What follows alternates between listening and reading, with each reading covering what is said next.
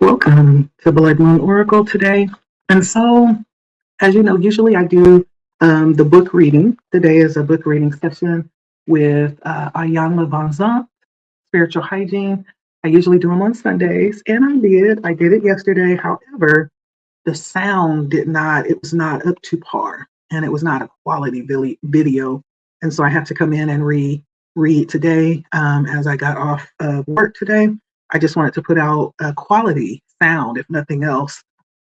And so we are going to try it again and see if we can get a better quality sound today. I don't know if it was because of my direction or what, but we're going to make sure that we have, a more quality video today. And so I hope you guys are well. Blood Moon Oracle is the channel. My name is Leticia. It is a pleasure to read with you and for you. And like, share, comment, subscribe if you feel led.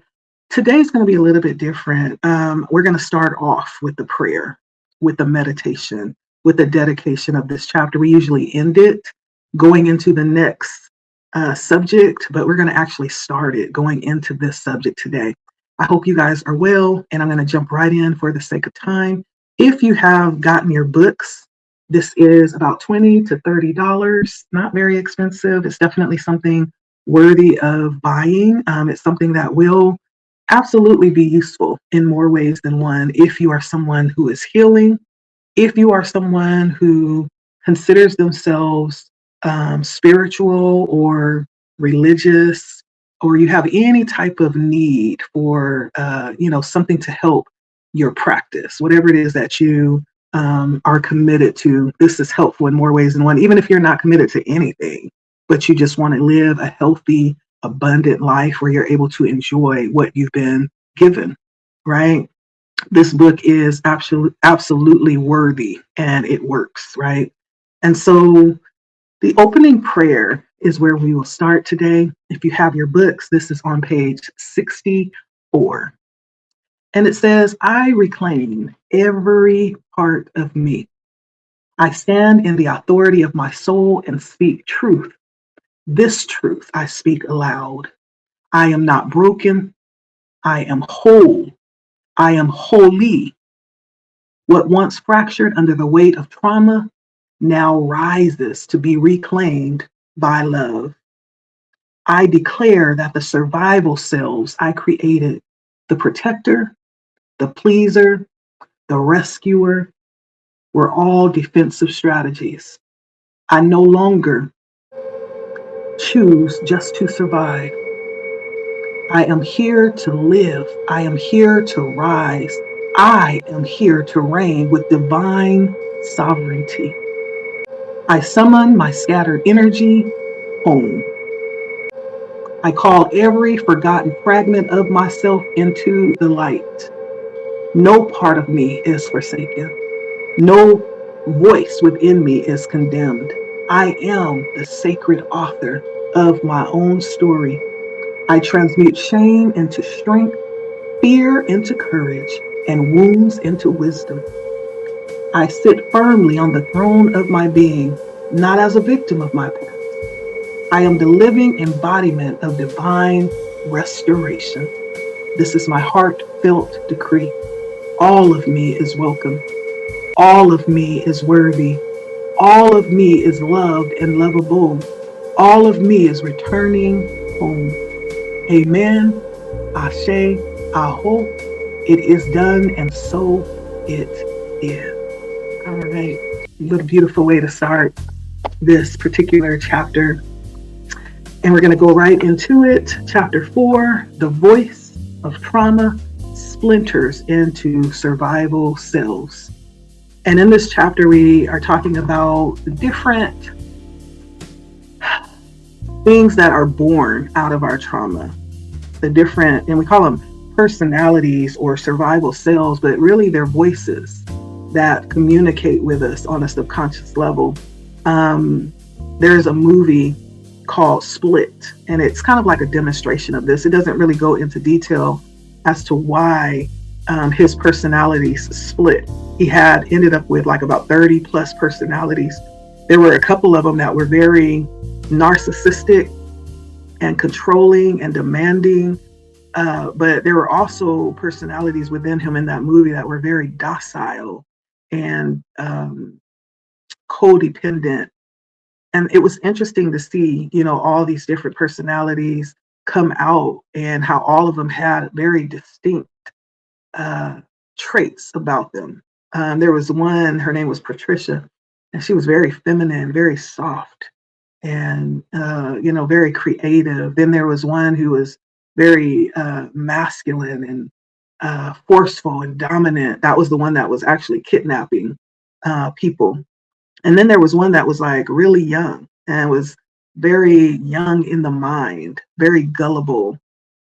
And then there was even one that was kind of beastie. It was like an animal. And so it was very interesting to see him like go through all these different personalities that he had as a result of the trauma that he had experienced. They did show one little part where his mother seemed to be very abusive and domineering. And so as a result, they just showed one little small part of that. But it gives you kind of like an idea of where the trauma started, where it came from. And so this chapter talks about that, the many different voices that arise to protect when needed, when trauma is present or there's some type of danger, right? And so that's what we're going to talk about today. Voice of trauma splinters into survival cells.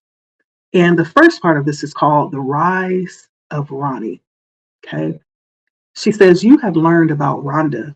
Now I would like to introduce you to Ronnie. She is quick-witted, foul-mouthed, survival-driven, and a fighter. I say she is because I did not banish her. She's not a ghost of my past. She is a living voice in my story. I did not exile her. I redirected her fire. I honored her for what she survived. If something needed to get done, Ronnie was going to get it done. If something needed to be said, she said it. She is the only one who taught herself to sew so that she could have something to wear. She is the one who took care of her older but asthmatic brother. She is the one who learned to fight. Even though she was beaten into semi-consciousness, she is the one who was raped at the age of 9. She is the one who sat alone for hours in the hospital emergency room while her brother was being treated. As my grandmother would say, she didn't take tea for fever. Ronnie fought for everything: her place in the home, her need to be seen, her value in a male-dominated system and structure, and eventually, as a Black Panther, she fought for her community. One thing people often overlooked about her is that she was a creative soul.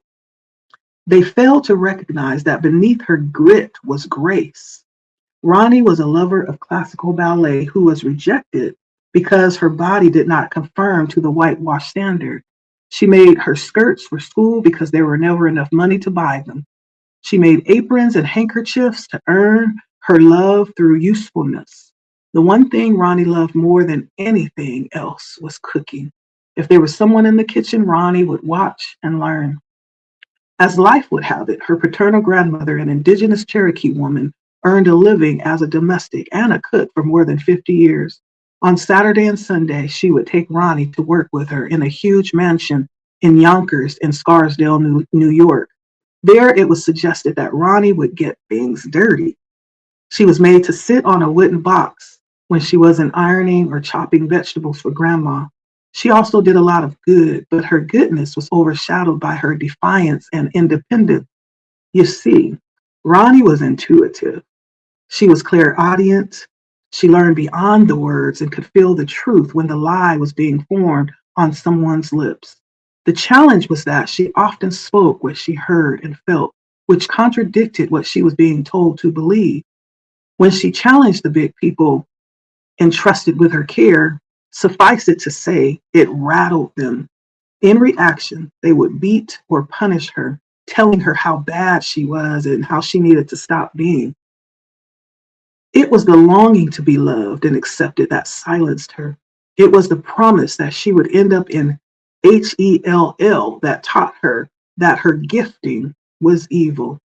It was the trauma of never feeling welcomed or wanted, always being told that she talked too much, and that her father, beating her into the state of semi consciousness, that's what had turned her fight into compliance.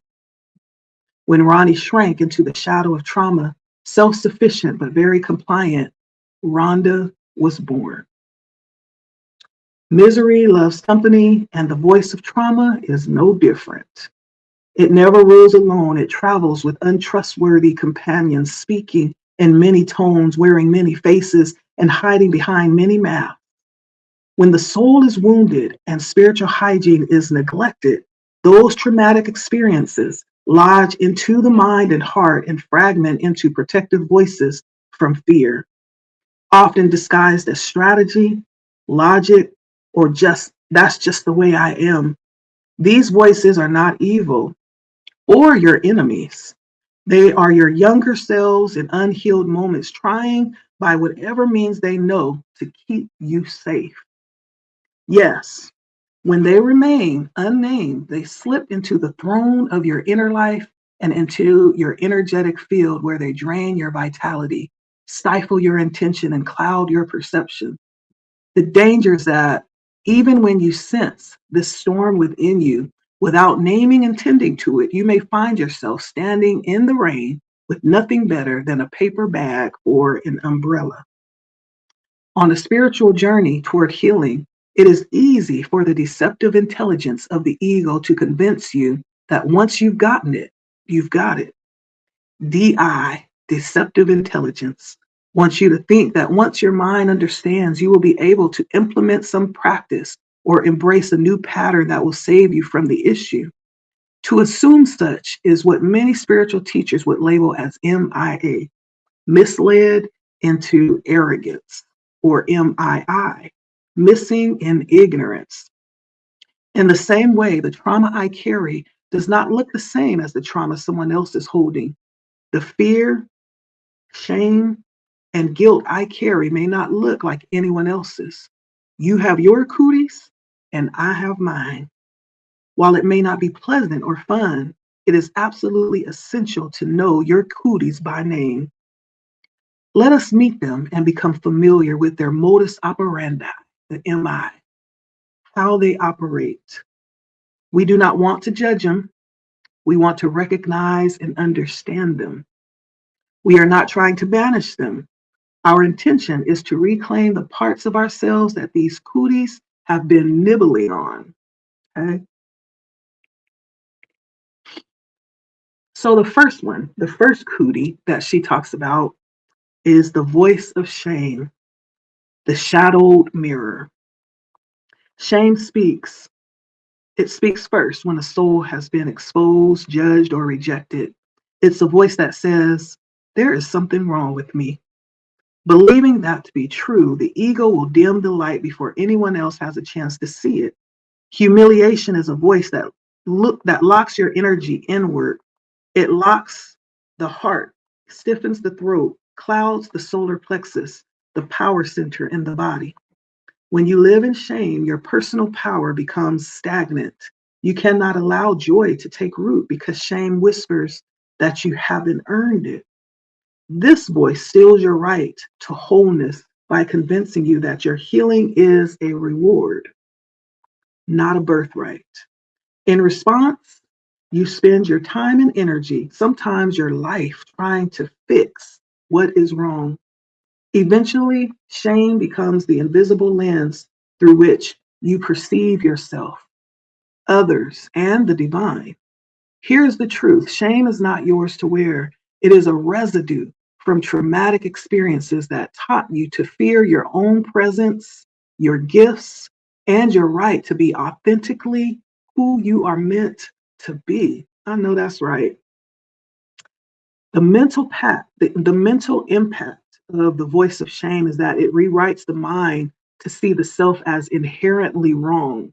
It creates inner narratives such as, I am not enough, I don't belong, I always mess up. In time, this becomes the default lens through which you interpret every experience until even joy becomes dangerous to you. The emotional impact. Shame silences authentic feeling. It often leads to emotional numbness, social withdrawal, self-criticism, or cycles of self-sabotage. You feel undeserving of love, belonging, or rest. How it shows up.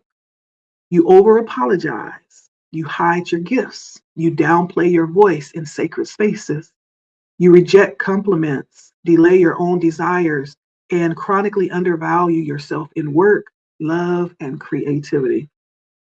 The cost of not clearing this voice. When shame goes unaddressed, it weaves itself into the fabric of your identity. It becomes an energetic blockade, silently severing your connection to the truth of your soul. You begin to live on the surface of life. Relationships are distant, opportunities slip by, and self love, though always present, feels foreign. Your capacity to love and be loved has not left you. You just stopped engaging it because shame has convinced you that you don't deserve to have it. The next cootie is the voice of performance, the exhausted mask. The voice of performance enters the consciousness when love has been made conditional. It says, be better, prove that you're worthy, look good no matter what, earn your place. It may come across as being noble, ambitious, even spiritual. Performance living also comes with language. You know all the buzzwords, you know exactly what to say at just the right time to maintain the charade that you have it all together. At the root of the show, the performance is the fear that who you are is not enough and or not good enough. Energetically, performance creates overextension. You give more than you have. You say yes when your spirit is saying no. You begin to organize your identity around usefulness. Your field becomes thin, brittle, and overworked. It drains your energy because you are never allowed to rest. The moment one goal is reached, another one is created. You're not going or doing for the joy of it. You keep moving, hoping the noise in your life will drown out the silence that might expose your deepest fear, that no one truly sees you. The mental impact of this voice. Performance replaces authentic truth with a calculated strategy, whether conscious or unconscious. You begin thinking in terms of what will work or please others rather than what feels honest or aligned. You conflate worth with success, and your productivity becomes your emotional currency. The emotional impact. Performance living renders you emotionally exhausted, disconnected from joy, and traumatically afraid of failure.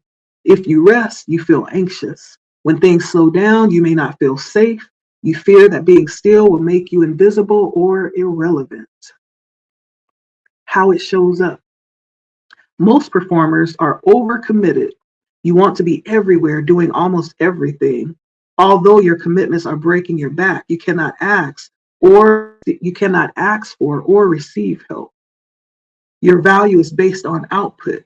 You smile to cover your breaking. You spiritualize your burnout by calling it help, service, or support. The cost of not clearing this voice. Performance eventually leads to depletion. Physically, mentally, emotionally, and spiritually, one at a time or all at once. Eventually, the body rebels with disease or burnout. Your heart feels hollow, which is deeper than empty. You attract relationships that only value what you offer. If unchecked, you begin to resent even the sacred assignments of your calling. Ooh, that is a steep price to pay. The voice of blame is the next cootie, the defender at the gate. The voice of blame is born when pain has no place to go. It rises when naming your own needs feel too vulnerable, too dangerous. It's their fault. They hurt me. They broke me. She, he, or they are the reason I am like this. In many cases, it could be true that blame does not stop when it is recognized or acknowledged. It loops and holds on to the past like armor. Blame hardens the energetic field, which justifies building walls rather than creating boundaries. Blame keeps you hypervigilant, reactive, and emotionally guarded because it siphons energy towards protection rather than vulnerability or healing. When the voice of blame leads you, chances are that you will mistake accountability for attack. In doing so, you become attached to your suffering because letting go would mean confronting your choice to stay stuck. The mental impact is blame disrupts clarity. It disrupts personal clarity. It allows you to believe your growth and healing is contingent on someone else's apology, change, or punishment. Your mind becomes trapped in cycles of if only they had dot dot dot. If only they would dot dot dot. I can't until they dot dot dot. Right? Emotional impact is the voice of blame is always used to justify pain while rendering you powerless to change it. Resentment, bitterness, and frustration become emotional allies. Vulnerability is usurped by guardedness. Now, how this one shows up is it because you rehearse the same story repeatedly, you disrupt others by default. Conflict and emotional detachment are your fallback positions, even when connection is possible. You avoid inner work because they could go first. The cost of not clearing. Blame arrests your evolution. Your energy remains hooked into the past. Your frequency is anchored down by the very pain you want freedom from, and you give away your power under the illusion of justice. Mhm.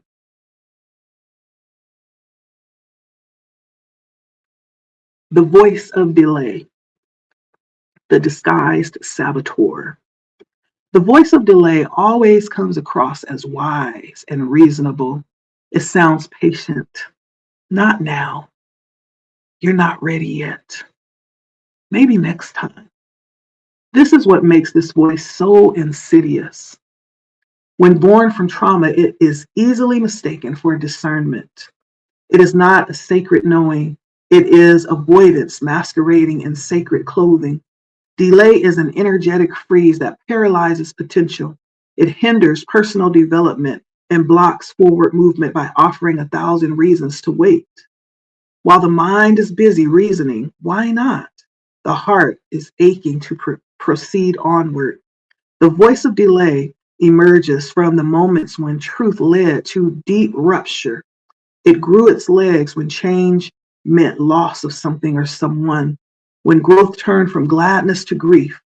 Now, instead of moving forward, you plan, you prepare, you study the lessons without ever stepping into the knowledge you have gained. The mental impact of this voice. Delay convinces the mind that healing must be postponed. I'm not ready becomes a mantra. You overthink, overplan, and under-embody. This is the classic psychological syndrome of analysis paralysis. The emotional impact. You become emotionally overwhelmed by the possibility of anything new or different. Because you dream and desire, they feel so far away. Anxiety become a gatekeeper between insight and action. How it shows up. You take classes, courses, and workshops, but you never use or implement what you learn. You say yes with your heart, then hesitate with your steps. You create beautiful visions and plans and then find reasons not to bring them into manifestation. The cost of not clearing. Delay is the mother of stagnation. Sacred windows and divine opportunities are missed. Life becomes a battle with the spiritual constipation of unlived truths, unloved gifts, and unrealized dreams. Eventually, delay will mutate into despair. The voice of avoidance is the next one, the gatekeeper of pain. The voice of avoidance doesn't scream or demand. It turns your head away from the very thing you need to look for or focus on. Avoidance distracts, it deflects, it fills your day with busyness, your heart with shallow comforts, and your mind with rehearsed beliefs. Avoidance leaves gaps. Parts of you go untouched, unfelt. You compartmentalize emotions like files that you are afraid to open. This dulls your intuition and dims your clarity. This is because your inner altar becomes cluttered and unopened letters from your soul. Avoidance often forms when a traumatic past pain still feels too big to handle. It may also be born when a moment of helplessness becomes too overwhelming to process. It taught you not to go there. Over time, there becomes everywhere. Aversion is not laziness. It is learned protection, grounded in the fear of overwhelm. Turning away from something does not make it go away. It supports it to grow bigger. The mental impact is avoidance trains the mind to compartmentalize pain. You disconnect from memories, wounds, and the truth. You create mental gaps in your own story. These gaps shatter your identity and fragment your soul. The emotional impact is that you feel disconnected from any sort of emotional depth. You avoid conflict, feedback, intimacy, and grief. You prefer to keep the peace, even when your soul is at war. Whew. How it shows up is you distract yourself with the noise of busyness, social media, tasks, and other people's needs. You spiritualize detachment. You smile while silently disassociating from your body or your feelings. The cost of not clearing. Avoidance creates spiritual stagnation. Your intuition becomes fuzzy.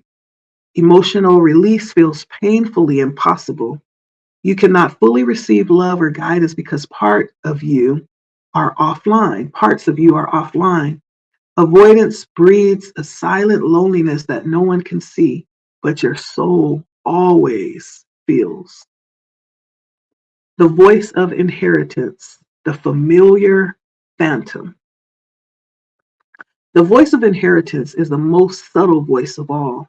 It doesn't even sound like a voice. It sounds like your personality, like your way of being, doing, and seeing. Beneath the familiar phrasing in the echo of generational trauma that took root before you were born, you may think, this is just how I am. But energetic inheritance is not identity. It is transmission that can be and needs to be cleared. When spiritual hygiene is not practiced, these inherited beliefs about worth, suffering, silence, and sacrifice become deeply ingrained in your energetic DNA. You will find yourself repeating patterns, relationship, financial struggles, emotional postures, in severe cases, even physical illness and disease. This is not because you have chosen these things. It is because they were chosen for you before you had the power to say no. As challenging as it can be to live through clearing the voice of inheritance can be a powerful and sacred act. It is the deeply sacred work of soul gardening, pulling weeds with reverence, eliminating things that no longer need to bloom. Doing this work is important because when you do, the impact is felt 7 generations behind you and 7 generations to come. I'm going to say that again because that hit hard. Doing this work is important because when you do, it impacts and it is felt 7 generations behind you and 7 generations to come. That's powerful. I don't know if you get that. The mental impact. The voice of inheritance implants and transfers unexamined beliefs. The mind and heart adopt mental scripts such as this is just how life or we've always done it this way.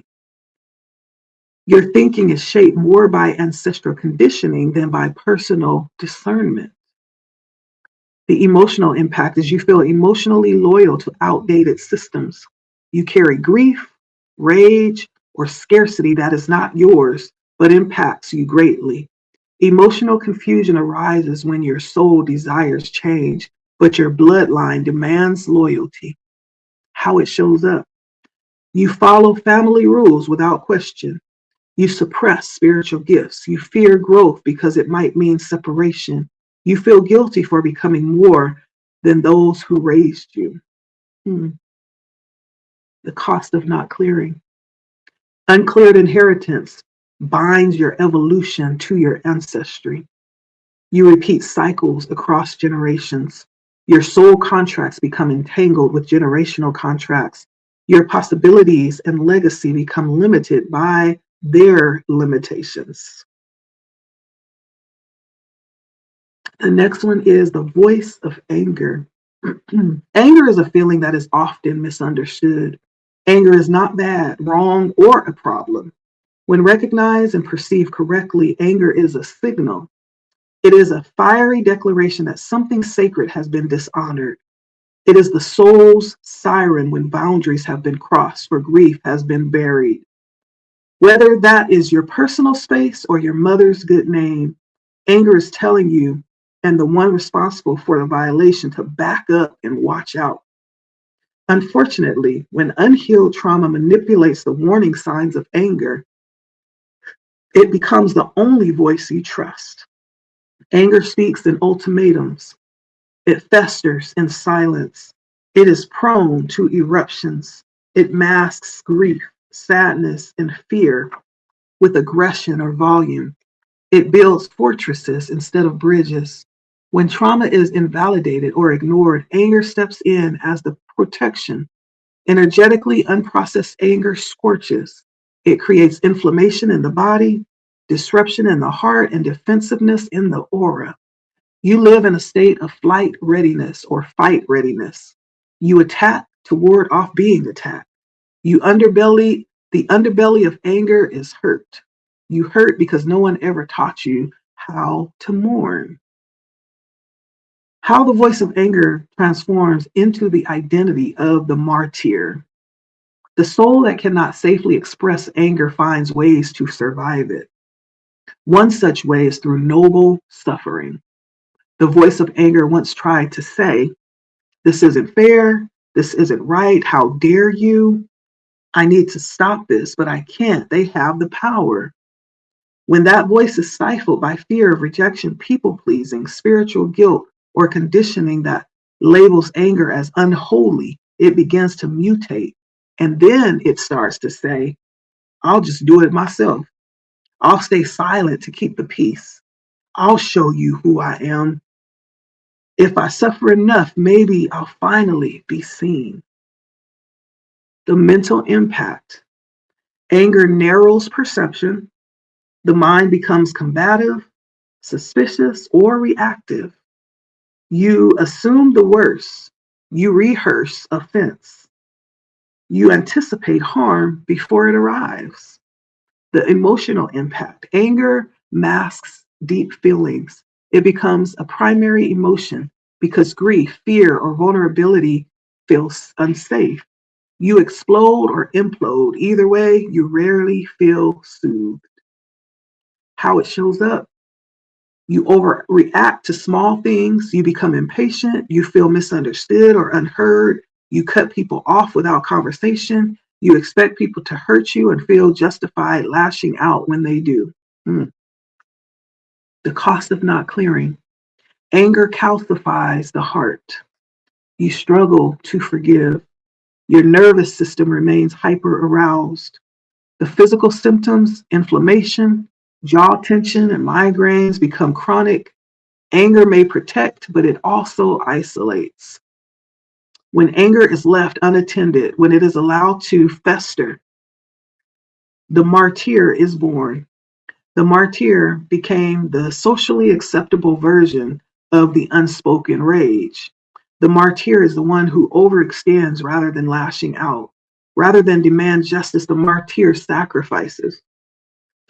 To keep the facade of peace, the martyr absorbs the wound rather than speaking the truth. In the martyr's consciousness, the anger that was once meant to protect you becomes a role that punishes you in the name of devotion. Wow. The martyr in your consciousness allows you to cut its wrist and then show you how much it is bleeding. Energetically, the martyr lives in depletion. The aura is thin, strained, and hypervigilant. There is an underlying sense of being unappreciated or taken for granted, but it remains unspoken, seething just below the surface. Emotionally, the martyr oscillates between quiet resentment and a craving for acknowledgement. Because they often do not express their needs directly, martyrs cannot receive what they long for. The body carries the tension of containment. The shoulders, jaw, and gut become sites of the spiritual burdens they choose to carry. The martyr does not seek attention, they seek relief. They want to be held, to be honored, to be allowed to say, I am tired, I am angry, I am worthy of care. The voice of anger that was never given voice keeps the martyr silent, even in exhaustion. The martyr is not weak. The martyr is powerful, fire wrapped in years of ash. To liberate the martyr, you must first honor the voice of anger. Allow the martyr to clarify, not consume. They must give the suppressed flame a sacred space to speak. Ooh, that's good. Ooh, the mental impact. You think in extremes, you anticipate harm, and your mind becomes defensive, combative, or self-righteous. The emotional impact. You are usually on edge. You suppress sadness and allow yourself to overflow with irritability or rage. Tenderness is difficult to access. How it shows up. You lash out, you isolate, you weaponize silence, you hold grudges, you shut down emotionally before others can hurt you. How it has a cost if it's not cleared. You push away connection. Chronic stress lives in your body. Your sacred fire turns inward, burning your own inner sanctuary. Whew, that's deep. So many times I've seen how people who have this deep sense of rage, but at the same time, they learn to transmute that by actually turning it into something useful or beneficial. Like they turn it into a movement or a cause that actually becomes productive, right? Which ends up being some of the most powerful things that we see take place. It's born out of that righteous anger many times, if we know what to do with it. The voice of guilt, a silent bargain of the soul. The voice of guilt often comes wrapped in sacrifice and self-doubt and quiet emotional contortions that say, I must pay for what I've done, or worse, for what I couldn't do. This is the voice that constantly reminds you there is something wrong with what you have done.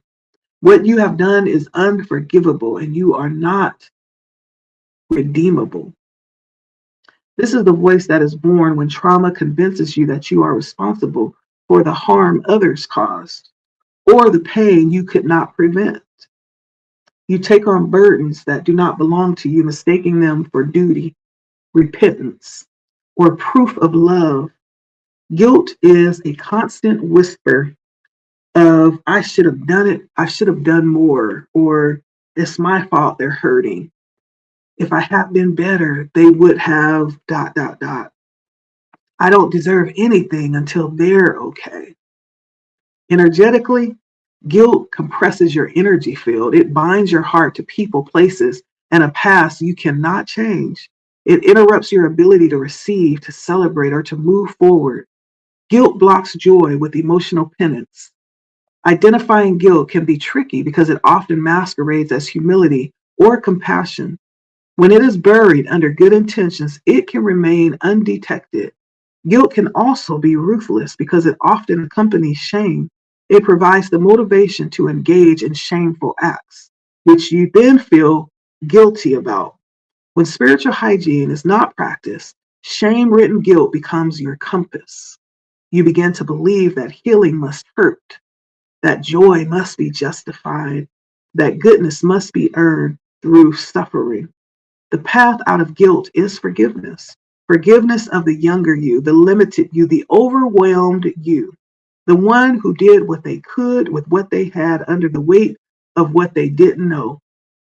Cleansing the voice of guilt clears a sacred channel so that you can no longer feel confused pain with love, so that you will no longer confuse pain with love, or punishment with penance. Forgiving all that you believe you are guilty of makes you energetically available for liberation. The mental impact. Guilt distorts personal responsibility. You assume fault for things beyond your control. The mind replays should haves and creates internal punishments for perceived failures. The emotional impact. You live in a state of low-grade self-punishment. Joy feels inappropriate. You deny ease, success, or celebration. You feel emotionally burdened even when life is good. How it shows up. You give more than you have. You stay unbalanced in relationships. You over-apologize. You defer your dreams for others' comfort, and you feel uncomfortable with forgiveness. The cost of not clearing. Guilt keeps your vibration entangled in cycles of debt and denial. You can't hold on to blessings because guilt insists you don't deserve them. Energetically, depletion becomes chronic and spiritual confidence cannot take root. The voice of the false responsibility is the next one. There is a primary voice behind false responsibility and the compulsion to take care of everyone. It is a hybrid between the voice of guilt and the voice of inheritance, with deep entanglement from the voice of performance, and at times the voice of shame.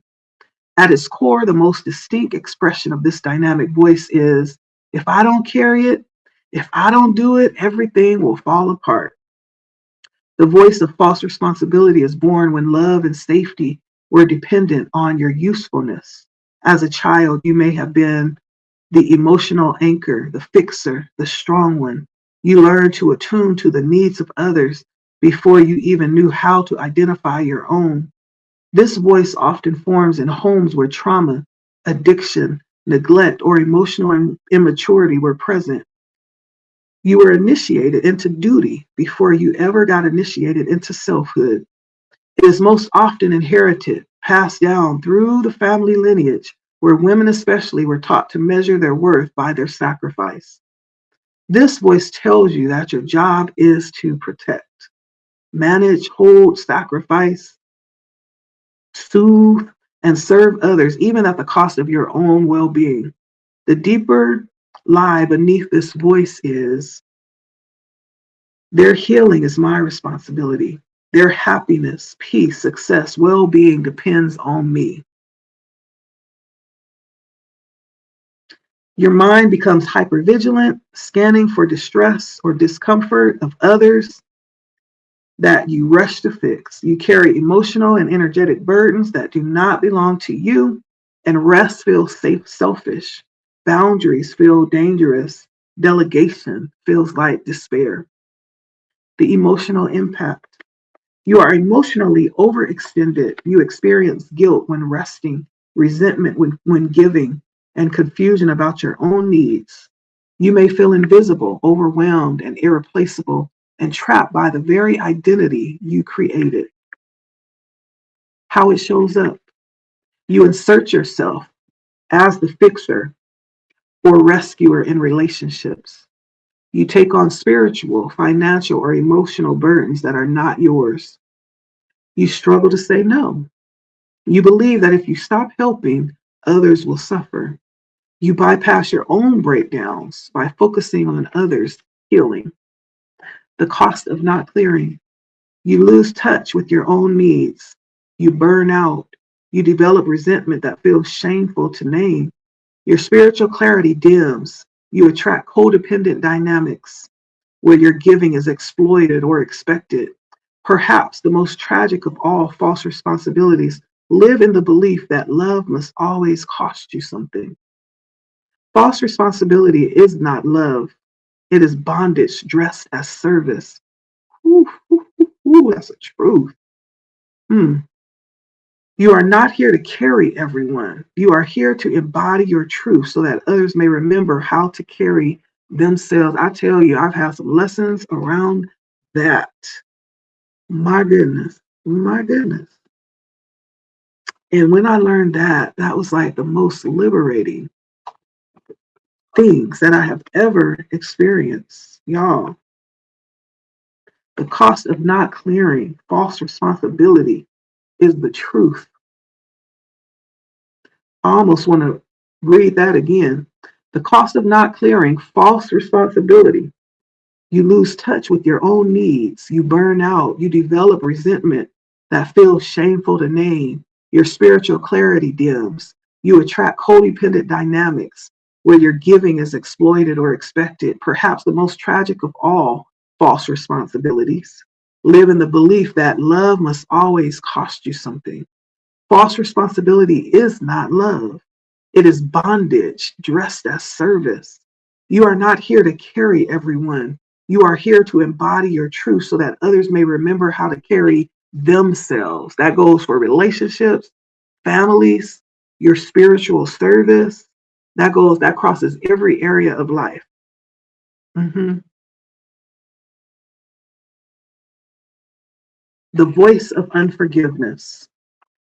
Every trauma you could possibly imagine or have ever encountered requires a dose of forgiveness to be healed. This does not excuse what happened. It releases what is still holding you hostage. What you choose not to forgive becomes the altar where your pain is worshiped. It becomes the lens through which you see yourself, the weight you carry into every relationship, and the wound that speaks when your heart tries to open. Forgiveness is not forgetting, it is remembering without reliving. It is choosing freedom over repetition. It is a demonstration of your willingness to step into wholeness rather than clinging to identity in the wound.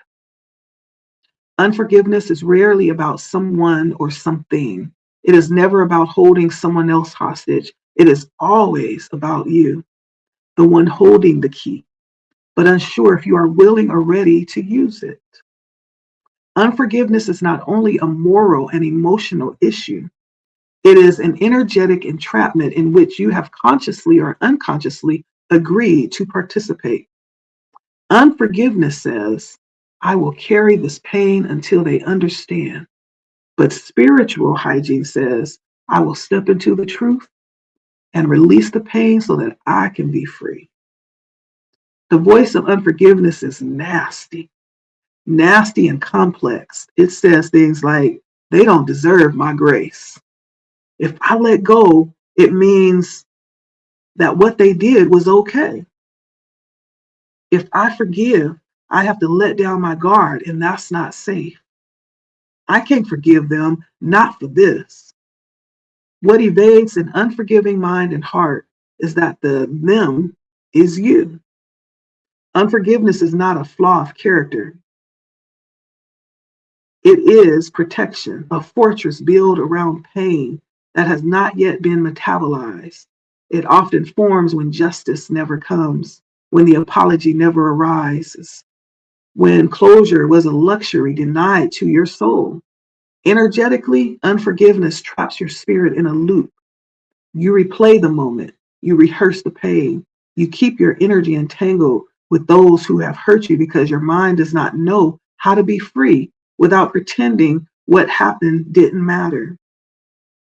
When left unaddressed, I'm sorry, let me start again. When left unaddressed, unforgiveness becomes an anchor.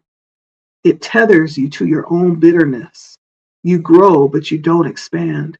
You rise, but you don't soften. You preach healing and love, but carry a quiet edge. Spiritually, hygiene demands a reckoning, not a forged forgiveness or a forced forgiveness, but a sacred release. a willingness to no longer be defined by the injury, a willingness to say, I no longer need them to pay for me to be free. I no longer need to withhold love from myself in their name. I do not forgive to forget. I forgive to remember who I am. Energetic responsibility of forgiveness cleanses your energy field of soul ties that no longer serve you. It dissolves the residual cores of resentment. It restores vibrational spaces for softness, receptivity, and spiritual fluidity. To cleanse unforgiveness does not rewrite history. It reclaims the inner authority and the authorships of your future. Forgiveness is a chance to stop punishing yourself for someone else's wrongdoing. The mental impact. Unforgiveness locks your mind into past injury. It becomes a loop of pain, justice, and imagined vengeance. You replay the betrayal. This motivates you to withhold your softness, equating forgiveness with betrayal of self. The mental impact. Unforgiveness locks your mind into past injury. It becomes a loop of pain, justice, and imagined vengeance. You replay the betrayal. This motivates you to withhold your softness, equating forgiveness with betrayal of self. Yes, I said that twice. The emotional impact. You are hardened, guarded. You carry a quiet sadness that no joy can reach. Trust becomes impossible. Grace feels unavailable or inaccessible, especially for yourself. How it shows up. You find it challenging to celebrate others. You close your mind and heart quickly. You avoid self-reflection. You mistrust divine timing. You silently hold others hostage in your heart and punish yourself in the process. The cost of not clearing. Unforgiveness binds your soul to the wound, flying around my face. Your personal growth plateaus. Your aura becomes thick with grief and protection. Your sacred power cannot fully flow because you are still carrying what you swore you buried. Every voice is a request for reunion. So we just talked about all of the different voices and some of the effects that they have on us mentally, emotionally, and physically, how it shows up, and the price that we pay to listen to these voices and to carry them and to not clear them. But every one of these voices is a request for a reunion, whether it speaks as guilt, shame, anger, blame, avoidance, unforgiveness. Every survival voice is veiled prayer. These voices are fragments of your soul crying for attention. In essence, they are saying, come find me. I am stuck here. Each voice disrupts your energetic flow because it is incomplete. When left unacknowledged, these voices will lead you round and round the mulberry bush, bringing you back into the very pain you so desperately want to release. When spiritual hygiene is practiced and the voices are witnessed, honored, and brought into the light of truth, they become healed aspects of your inner landscape. They are no longer your protectives, your protectors. They become participants in your spiritual integration and wholeness. This is the power and value at the heart of spiritual hygiene. To meet what has gone unloved within you, to take responsibility for what your soul carries, and to restore sacred order to the kingdom within. When these voices are in the throne of your inner life, the result is energetic chaos. You are no longer ruled by soul, you are driven by survival. Your decisions are reactive, your manifestations collapse, your joy flickers without fuel. While it may feel like too much time has passed, where the voices have been in charge, it is never too late to reclaim the field. Spiritual hygiene is about meeting them and tending to them with consciousness and commitment. Devotion to spiritual hygiene for your mind, your heart, is how you honor the origin of the voices without surrendering your future to them. It is the work of becoming sovereign. Everyone carries a whisper of each voice: guilt, shame, blame, performance, anger, avoidance, inheritance, delay, unforgiveness, false responsibility. Some are louder than others, and some are more entrenched than others. Whether you are new to the journey of healing or trying to figure out what to do next after everything else you have tried, spiritual hygiene puts the ball in your court and the power in your hands. It may feel like the work of spiritual hygiene is too much to do. That would not be a supportive voice to follow. These voices are not foreign invaders, they are simply echoes, residue from your soul's walk through the human experience. These voices rise and fall within us like tides in the ocean. Each voice is a response to a specific soul wound. The one that becomes dominant is the one that protected you at the most formative or frightening time in your life. The louder the trauma imprint, the louder the protective voice. Now that you know and hopefully understand, you are empowered to choose more of the past or a clearer authored future. To reclaim your self value, self worth, self esteem, self love, and spiritual sovereignty does not require you to relive the trauma and reject the voices. The path to reclamation is the willingness to re educate them and yourself in the process. You have walked this path for a very, very long time. I have learned a great deal. She says, I have walked this path for a very long time, and I have learned a great deal about myself, including all aspects of myself and the voices that help me to survive. Along the way, I learned many important and powerful things. I have learned that there comes a moment when words are no longer necessary. In those moments, I have learned to pray. I pray this prayer for you. And she says, may every part of you, once silenced by survival, now sing in the key of your soul. May your energetic field be cleared with elegant grace and ease. May your inner throne be occupied with truth. May you give yourself permission to inquire within and silence the voice that has caused the most harm. May the voice that leads you from this day forward be the voice of love. Clear, unapologetic, unshaken, and unmistakably your own. Whew, there we go again. Another deep one. All of that, all of what we name, we all carry some of that. And it is, she says that the ones that are most dominant are the ones that showed up for us when we needed them the most, when we needed protection the most, right? When we needed to be shielded from the damage of trauma the most. What does that look like for you? Which voice resonates most dominantly for you? It could be a couple of them. It could be more than two, but we all carry them, each one of them, because no one has passed through this experience unscathed. No one will.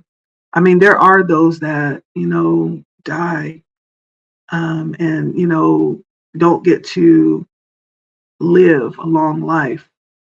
But for those of us that have experience, we have experienced trauma. And so it's not that we want to banish these things or hide them, it's to understand them so that we can better navigate these areas, maybe even transmute them into something productive, right?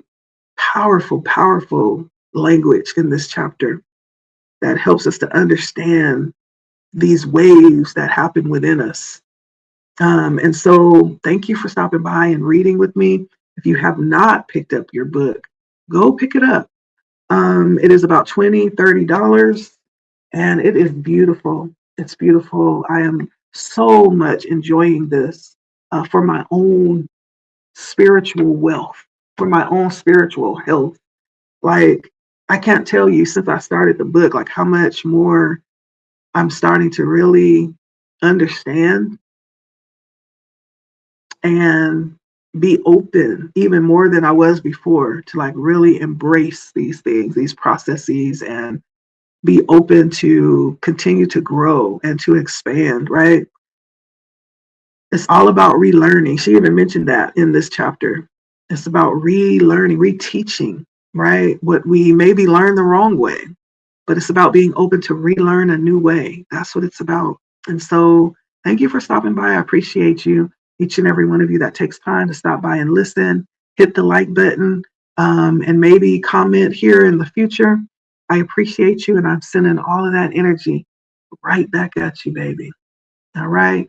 So all my love bugs that support, sending it right back at you, all that love, that peace, that joy. And I ask that you be open to receive it. I stand with you for what you're believing for, right? That which is of the highest good for you. And so, with that being said, I just want to reiterate that I am Leticia. Thank you so much for reading with me and allowing me to read for you. This channel, of course, is Blood Moon Oracle, as you can see here. And we do more than just read. We actually read in a couple of different ways. We're reading literally today, but I also read energy. And so, as you can see on my page, I have readings that I do occasionally. And so I also do healing energy work through Reiki. Let's see, I teach, right? And I am a somewhere between a lover of people and just I'm over it, right? I'm somewhere in the middle there. But I think I was born to love. I just can't get away from that. And I can't stop drawing that towards me. No matter how I try to avoid it, it finds me anyway. And so, you know, you attract what you are. And so that's just it. That's something that I've had to learn and really accept about myself too. And I'm okay with that. I'm really okay with that. And so I will see you guys this weekend. Sunday, we'll come back for our next chapter. In the next chapter, we're going into the last chapter before we end level one. Level one has been all about healing. And she has really dug this thing inside out when we talk about healing, right? In all aspects of the term. She has really done due diligence with this. And so that's why I'm so appreciative. This is level one, all about healing, right? Healing is a foundational staple, it's a foundational part of spiritual hygiene. That's at the foundation of it, okay? This is all about living our best lives, being able to do that. Because I always say, the physical realm is one aspect of our existence, not one. The most important one is what's happening within. That's why we can have everything our heart could ever desire outwardly and still have such a deficit or a void inwardly, because it actually abundance starts inwardly, right? And that's what this is all about. This is about a practical path for clean living, inner authority, and divine freedom to be able to live life in the way that we were created to live it. When we look around and see the abundance of just everything, how can we not say that we weren't created to enjoy life? We've been afforded everything, right? And so that's what this is about. It's about healing first and foremost, but it's also about spiritual hygiene, creating a life that we don't need a vacation from, first of all, protecting that, guarding that, knowing what that is. And if we're yet to experience it, knowing how to position ourselves so that we can experience it. And so I will see you guys next week. Thank you for stopping by. Such a pleasure. I am still just so in disbelief. I'm so stoked that I'm actually reading this book. Y'all just don't understand the depth of what I'm saying. I don't think you understand. One day, maybe I'll explain it to you, but this is so real for me. It's so real. And so I will see you guys next week, okay? Go grab your book if you haven't yet and join me. We'll be heading into chapter 5 next week as we end out this first level one, which is healing, okay? Till next time. All right. Take care. Take care, my love bugs.